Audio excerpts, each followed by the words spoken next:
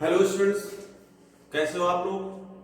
तो आज फिर से मैं फिजिक्स का units and measurement class 11th के लिए थर्ड वीडियो, जिसमें हम डायमेंशन के बारे में पढ़ाएंगे।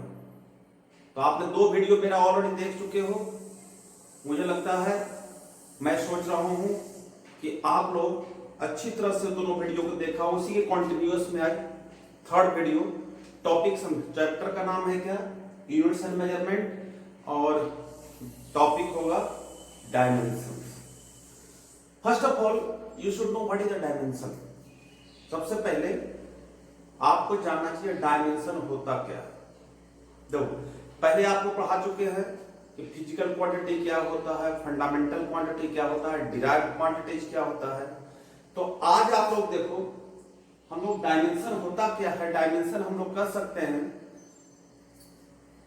कि any physical quantity is expressed in terms of fundamental quantities. क्या बताया कि any physical quantity is expressed in terms of fundamental quantities. तो फंडामेंटल क्वांटिटीज क्या है? Mass, length, time, temperature, electric current, luminous intensity and mole of substance. Actually देखा जाए तो class 11th में मोस्टली जो आता है mass, length and time generally. हालांकि डायमेंशन जितने भी फिजिकल क्वांटिटी सबका जो फंडामेंटल क्वांटिटीज है सबका है, लेकिन जनरली क्लास 11th में मास, लेंथ और टाइम, टेम्परेचर, इलेक्ट्रिक करंट पर जनरली जो most of the physical quantity में जो यूज आता है। तो हमने क्या कहा कि what is that dimension is there. तो हम लोग कहते हैं कि डायमेंशन जो है, dimension of physical quantities, dimension of physical quantities, इससे क्लियर हो गया कि dimension we can find only to the physical quantity. Dimension of physical quantity are the power with which its fundamental, its जैसा हमने बताया fundamental quantities are to be raised, this is the definition, exact definition of dimension is there। मतलब किसी भी physical quantity को express करना है आपको फंडामेंटल क्वांटिटीज के टर्म। लेकिन आपको माइंड में होना चाहिए, note, it is always expressed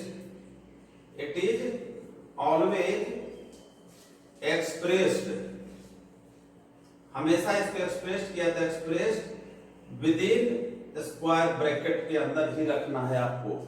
अगर आप स्क्वायर ब्रैकेट में आप डायमेंशन सही भी लिखा है, if you not get inside that square bracket, तो आपका सही नहीं होगा।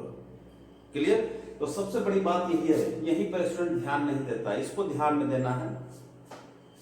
अब जैसे हमने कहा कि डायमेंशन को लिखना है, लेंथ का डायमेंशन क्या होगा, what is the length dimension. तो लेंथ का डायमेंशन L, और इसको हमने क्या रख दिया।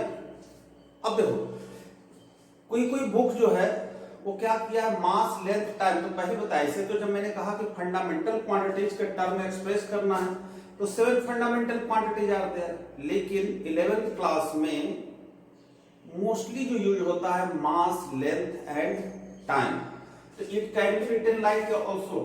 तो आप यू कैन आस्क देयर कि सर आपने कहा कि मास, लेंथ, टाइम में जनरली एक्सप्रेस करते हैं, तो मास और टाइम कहां है यहाँ? तो you can right m to the power 0, t per power 0 और n to the power 1 like this. You can write like this or that depends upon you. ये भी सही है और ये भी सही है। अब जैसे हम मास पर आ जाते हैं, तो मास का क्या होगा, तो मास का कैपिटल M लिख दिए, और that you can write like this also, L0, T0, m to the power 1 we can write also. उसी तरह से टाइम के लिए, तो टाइम के लिए t लिखते हैं, स्क्वायर ब्रैकेट में रखते हैं, तो m0, L0 e to the power 1 like this will be there। तो लेंथ, मास और टाइम जो हो गया बेसिक फंडामेंटल क्वांटिटीज है, उसका हमने निकाला।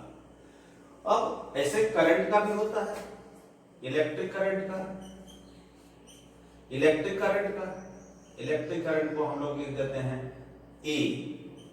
अब देखो इसको कर मास लेन टाइम क्यों नहीं, तो लंबा हो जाएगा, इसलिए हम लोग बोली ये लिख दे। इसीलिए मैंने क्या कहा, एल एम टी, सिंपल ऐसे लिख सकते हो।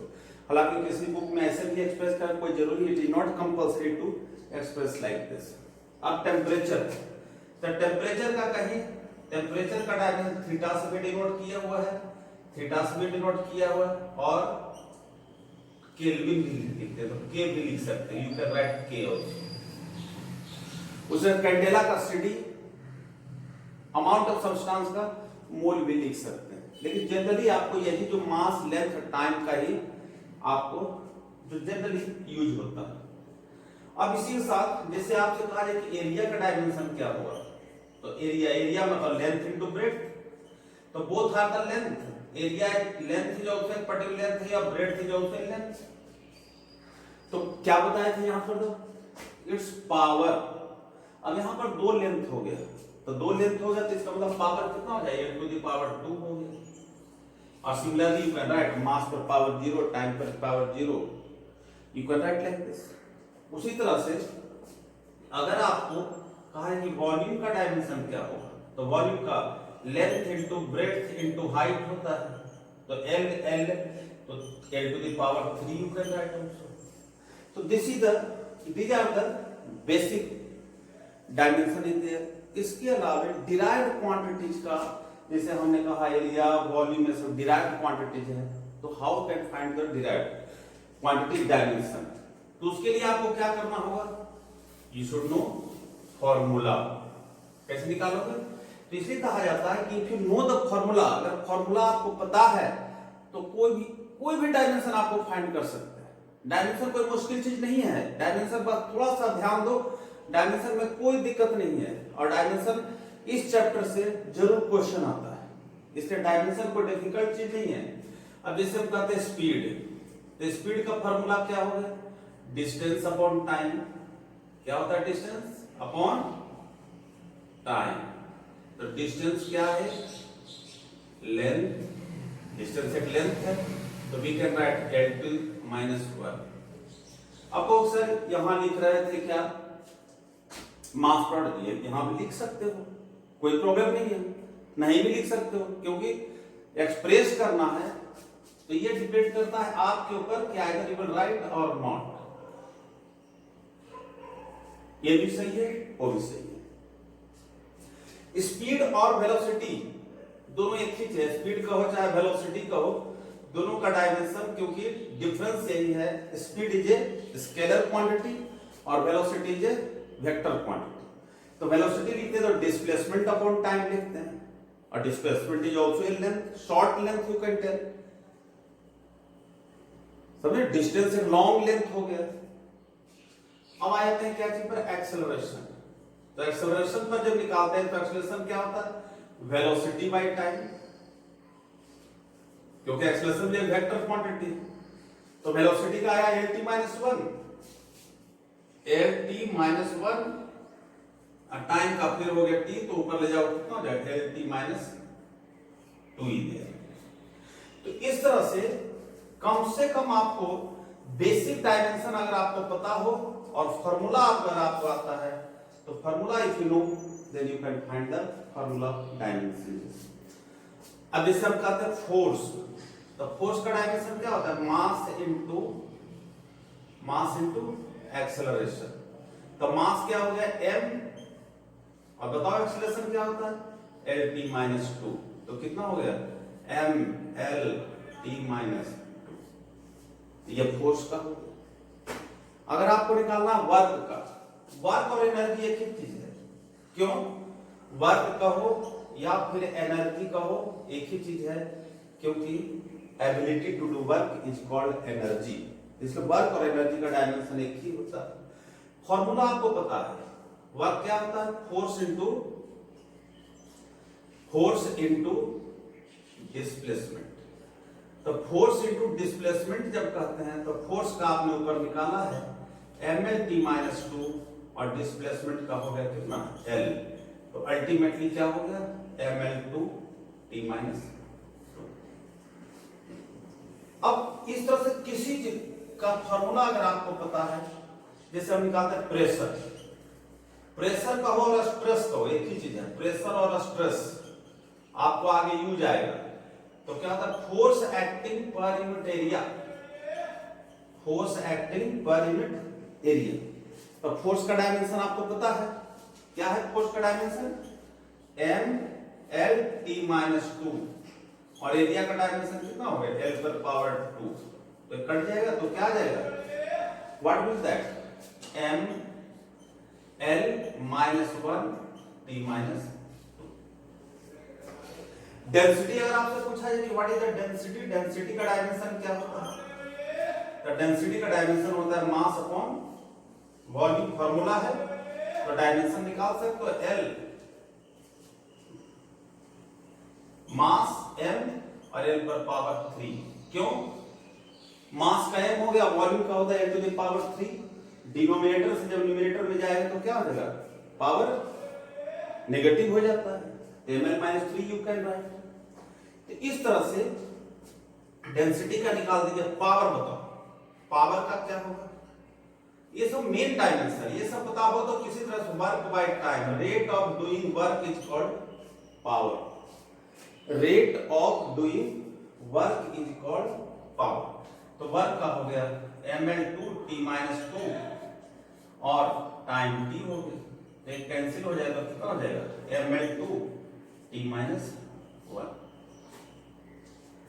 तो मेरे इस तरह से कोई भी फॉर्मूला आपको दिया हो रहे तो on the basis of the formula, तो सब अल्टीमेटली क्या चीज में आ रहा है, मास लेंथ टाइम में, कोई भी physical quantity ultimately it is expressed in terms of mass length और टाइम मेनली। तो इसलिए इसी को कहते हैं हम लोग डायमेंशन। अब जैसे हम कहते हैं सरफेस टेंशन, सरफेस टेंशन क्या है, एक लिक्विड की प्रॉपर्टीज है। हालांकि यहां पर कंफ्यूजन है, बच्चों के बीच में कंफ्यूजन, सरफेस टेंशन का मतलब टेंशन समझ लेता है, tension and surface tension another thing. Tension was a type of force, string का रोप के लॉन्ग जो फोर्स लगता है उसको हम लोग टेंशन कहते हैं। और सरफेस टेंशन क्या है, force acting per unit length, ये लिक्विड की प्रॉपर्टीज होती है।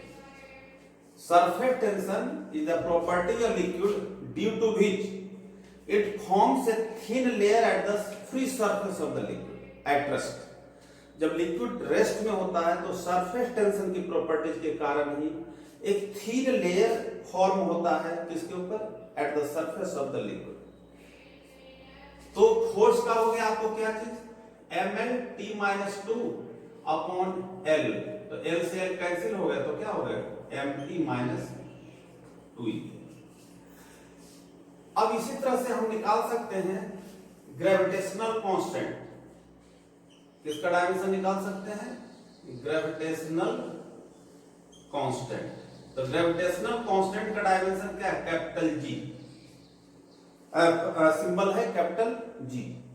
अब देखो फॉर्मूला आपको पता है, कैसे लर्न बच्चों को नहीं रहता है तो इसलिए क्या कहते हैं, ये फॉर्मूला तो कम से कम पॉपुलर फॉर्मूला है, न्यूटन्स लॉ ऑफ ग्रेविटेशन, ये 9th क्लास में पढ़ा हुआ है।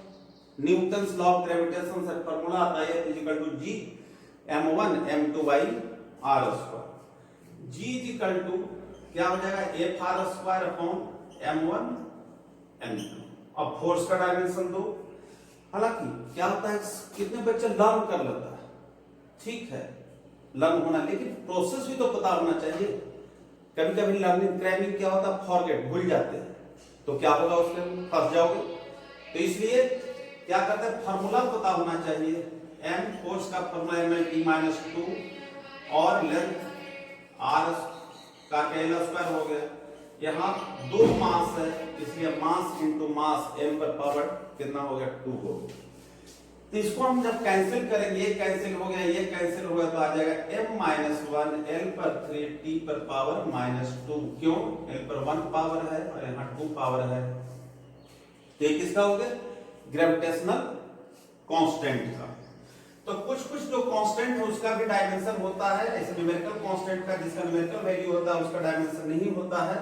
अब जैसे हम कहते हैं एक टर्म आएगा स्ट्रेन, तो स्ट्रेन क्या होता है, change in configuration, change in configuration upon original configuration, original configuration. अब कॉन्फ़िगरेशन क्या है? कॉन्फ़िगरेशन की बात जब करते हैं तो लेंथ भी कॉन्फ़िगरेशन है, वॉल्यूम कॉन्फ़िगरेशन है, बॉडी का एरिया भी कॉन्फ़िगरेशन है। तो जैसे एक suppose that you are given one rubber band, और रबर बैंड को हम स्ट्रेच करते हैं, इलास्टिक होता है, फोर्स लगाओगे it will be stretch, whenever you release the force तो अपने पोजीशन में आ गया। तो कॉन्फ़िगरेशन की बात है, इसमें लेंथ में चेंज आया तो क्या हो जाए? Change in length upon original length. तो लेंथ कट गया तो इसलिए कहते हैं इसका कोई डायमेंशन नहीं होता है। तो कुछ क्वांटिटी ऐसे होते हैं जिसका कोई डायमेंशन नहीं है, क्योंकि जो ऊपर होगा change in length upon original length, change in volume by original volume, change in area upon original area. तो एरिया कट जाएगा, इसके कोई डायमेंशन नहीं होगा। अगर आपसे पूछा जाए कि एंगल का डायमेंशन बताओ, थीटा, तो आपने पढ़ा है length of arc upon radius, जब पढ़ा रहे थे फर्स्ट डे पढ़ा रहे थे, फर्स्ट वीडियो में दिया हुआ। तो अल्टीमेटली दोनों तो लेंथ ही है, तो लेंथ और लेंथ कट गया, इसलिए ये भी कोई डायमेंशन नहीं है, नो डायमेंशन। तो एंगल का भी कोई डायमेंशन नहीं होगा। अब उसके बाद एक कांस्टेंट आता है, जिसको हम लोग कहते हैं इलास्टिक कांस्टेंट। इसको इलास्टिक कांस्टेंट कहो तो stress by strain, stress by strain. तो स्ट्रेन का कोई डायमेंशन नहीं, और स्ट्रेस को फोर्स तो हो जाएगा ml-1 t-2, डायमेंशन नहीं है, इसका मतलब 1 है। तो इलास्टिक कांस्टेंट कहो, इसी को और भी कहते हैं क्या कि यंग मॉडुलस भी कहते हैं, young modulus of elasticity, young modulus of elasticity. हम लोग इलास्टिक चैप्टर में पढ़ेंगे कि इलास्टिक कांस्टेंट 3 तरह का होता है, यंग मॉडुलस, बल्क मॉडुलस और मॉडुलस ऑफ रिजिडिटी। और तीनों का डायमेंशन वही जो इलास्टिक कांस्टेंट है वही होता है। एक दो डायमेंशन और देखते हैं, उसके बाद मेन जो इतना डायमेंशन, जिसको इतना डायमेंशन पता है, कम से कम 20-25 डायमेंशन जिसको पता है, तो वो पूरे फिजिक्स के डायमेंशन में कोई भी फिजिकल क्वांटिटी दिया हुआ रहेगा तो उसको हम निकाल सकते हैं। अब ये सब कहते हैं प्लैंक कांस्टेंट, एक टर्म आता है प्लैंक्स कांस्टेंट। तो प्लैंक कांस्टेंट, प्लैंक्स ने बताया कि energy by frequency, energy by frequency. कहने का मतलब जब कोई बॉडी एनर्जी रिलीज होता है तो एनर्जी जो रेडिएट हो रहा है वो उसकी फ्रीक्वेंसी के डायरेक्टली प्रोपोर्शनल होता है। और एनर्जी प्लैंक कांस्टेंट को स्मॉल h से बहुत इंपॉर्टेंट डायमेंशन है ये। तो एनर्जी का आपका आ गया ml/t-2, और फ्रीक्वेंसी का पता है t-1 होता है, क्योंकि फ्रीक्वेंसी इक्वल टू होता है 1 बाय टाइम पीरियड। तो ये कट जाएगा तो क्या आ जाएगा ml/t-1। एक और लास्ट में देखते हैं, क्योंकि कम से कम आप लोग इतना डायमेंशन तो बहुत सारे हैं, लेकिन ये सब मेन डायमेंशन है, जिसको हम लोग कहते हैं क्या, coefficient of viscosity, coefficient of क्या चीज, विस्कोसिटी। कोएफिशिएंट ऑफ विस्कोसिटी का एक सिंबल होता है जिसको हम लोग कहते हैं ईटा, ईटा, ईटा बोलते हैं। तो कोएफिशिएंट ऑफ विस्कोसिटी का डायमेंशन होता है ईटा। तो इसका फार्मूला हम निकालते हैं F = 6 pi eta R V. 6 pi पता है आपको, नंबर का कोई डायमेंशन नहीं होता है, numerals has no dimension, no dimension, number का कोई डायमेंशन नहीं होता है। तो ईटा = क्या हो गया, F/RV। ये कोएफिशिएंट ऑफ विस्कोसिटी है क्या, ये लिक्विड के नेचर को डिसाइड करता है। जिस लिक्विड की डेंसिटी ज्यादा होगा वो ज्यादा विस्कस होगा, जो ज्यादा विस्कस होगा तो क्या हो जाएगा, ये हो गया mL/t-2 फोर्स का, और ये L हो गया, और वेलोसिटी का हो गया L/t-1। तो यहां से L से L काट दिए तो बच जाएगा आपका mL-1 t-1। This is the dimension of. तो इसलिए इतना डायमेंशन आपको कम से कम पता है, इसे तो फिजिकल क्वांटिटी में बहुत सारे डायमेंशन दिया हुआ है, but this is my suggestion, अगर इतना डायमेंशन है तो कोई भी डायमेंशन आप निकाल सकते हो। तो डायमेंशन क्या है, अगले क्लास में, अगले वीडियो में हम देखेंगे इसका एप्लीकेशन।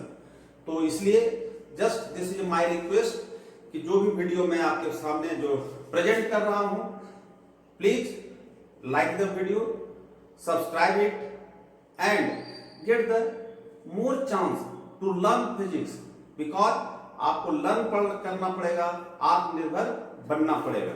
Thank you.